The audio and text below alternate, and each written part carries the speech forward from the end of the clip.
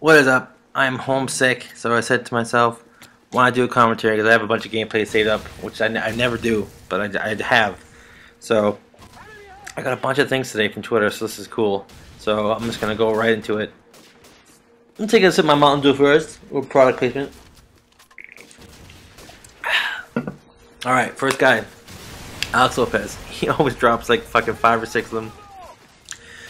First one, gay marriage. Alright. I don't have a problem with it at all. I really don't. I don't have a problem. You know, people in this day and age in 2013 should do whatever the hell they want, marry whoever they want, have sex with whoever they want.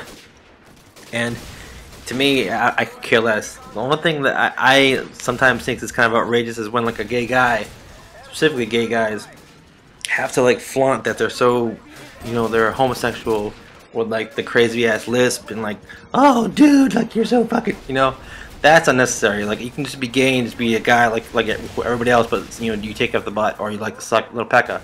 So that's that. Like I don't care less about that. Doorbell ditching or ding dong ditching. I used to do this shit all the time when I was a young kid. I mean, it was if you think about it as an adult, it probably would drive you crazy, but I mean, I think we've all done this something similar to this before in our lives, and it's not really a big deal. I mean, I've done way worse things than that, but yeah, I've done that. I'm guilty of that. Meech's booger addiction. I think you'd be lying to everybody if you didn't, you know, admit that everybody picks their boogers, no matter if it's like in the morning, that first like fresh pick, or if you just like fucking, you know, scratch your nose. Obviously you have like a monster booger in there, you're gonna get rid of it. You're not just gonna let that shit just sit in your nose. So I think that's that's normal. How did I figure what I want to do in my life? Well, like I've said before, I've talked about a lot of my jobs I've gone through. But the biggest thing ever that inspired me is that my sister met her husband, and they got married and all this shit. And I never really knew what he did for a job until he's like he showed me. He works at Gillette, and he has like 5 or 6 patents on like razors and like shaving cans and all sorts of stuff. Like you know, making it in 3D on the computer and designing stuff from scratch. And I was like, holy shit, that's crazy. And I've always been an artist, so that kind of like, you know, made me think that I can use some of my talent in that way, even though it's on a computer. But still, it's like, it's cool because you're designing your own thing. So that's what inspired me to go to school and learn that stuff.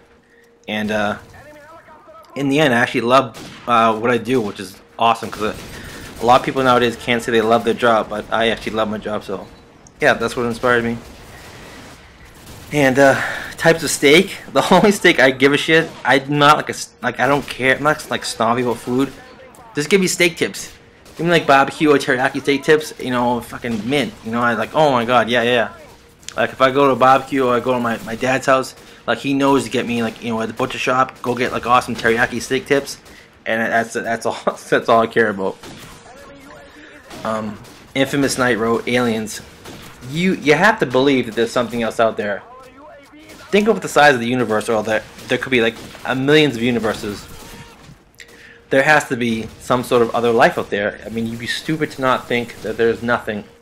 There just has to be. I don't know what it could be. It could be like a speck of a molecule. It could be, you know, an alien the size of like the Earth. You just don't know. But I think that there is something else out there. Of course.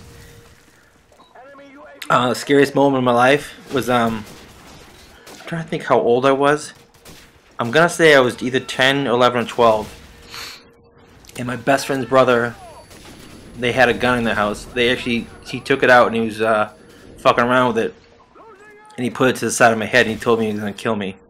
So when you're that young and you have a fucking 38 at your head, you feel like the steel on the side of your head. That was probably the scariest moment of my life. I mean, I knew he wasn't gonna kill me, but you hear the stories all the time. Shit fucking always goes wrong, and like people fucking accidentally shoot themselves and shit like that. So, yeah, that was fucking the scariest moment of my fucking life. Terrifying. Jesus wrote, Jesus. Concerts. I've been to so many fucking concerts, especially when I was young. I went to like a lot of like Korn and Metallica. You know, fucking so many different things. And I actually ended up going to a lot of like clubs too, like just like going to clubs and see like Dead Mouse and people like that, like Tiesto, Armin van Buuren. But some of the best have definitely been Korn and Metallica, because they were just like fucking. I mean, I can't even tell you how crazy that shit would get. It was just absolutely fucking bonkers and so much fun. And yeah, this shit I'll never forget. Resist, fucking Sean said motocross. I never really got into motocross. I mean, I used to dig it when I was younger. I used to watch it because, like, you know, it was Jeremy McGrath and all those guys, and I think it's fucking awesome. I think it's so cool. I definitely used to watch the X Games for that shit, you know, for like the crazy jumps and stuff, but I really haven't got into it. Snowden Manning, I haven't paid attention to that, but in my opinion, I think Snowden's kind of like a cocksucker. I mean, how is the guy considered a hero if he fucking gets a job in the country, in our country, to rat on our own people? I mean, yeah, it's like some people think that it should be public.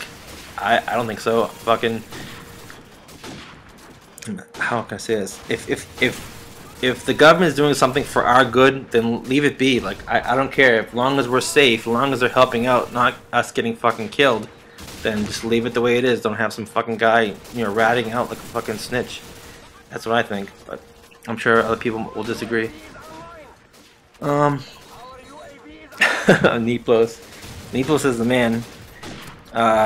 He doesn't really play Xbox like he used to. I mean, I think he plays a lot of NHL, whatever the hell he plays, but he's always on Twitter fucking trolling people. But yeah, Neeplos is a man.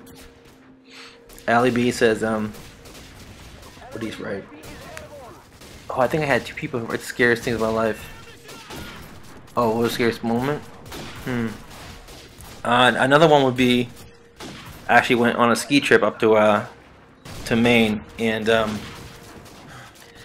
what happened? Oh yeah, the heater went out, so all the carbon dioxide was coming through the house, and basically me, my aunt, my uncle, and my cousin were all basically like dying, and the dog woke us up by barking. And I ended up going to the hospital, and I was on the auction for 24 hours, and I was like 5 minutes away from my death. So that was one of the scariest moments of my life. That's a longer story, but I did it real quick. And last but not least, Jared, aka Bonix, the motherfucking god of fucking 80s. 80s revival. I mean, hell, listen to my intro song. You can't deny it. It's just like it's getting so huge now, and there's so many more groups coming out. I love it. I mean, because I lived it. And it's easily one of my most favorite genres of music I listen to now. I just get so sick of, you know, certain things.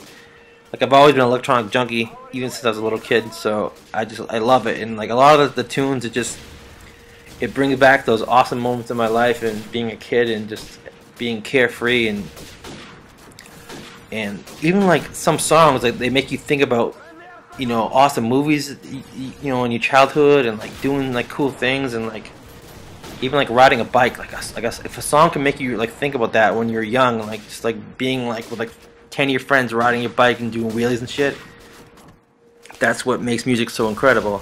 So the 80s revival has been like my favorite thing in the world, and like people like Comm and like Mitch Murder and Laserhawk, I'm like so addicted to it. I absolutely love it. It's kind of funny how people are editing more and more like that on YouTube. But I'm cool with it because it's cool as long as it's done right.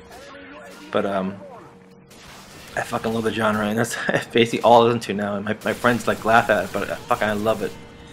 So that's that, and I'm back on to the couch. Yeah.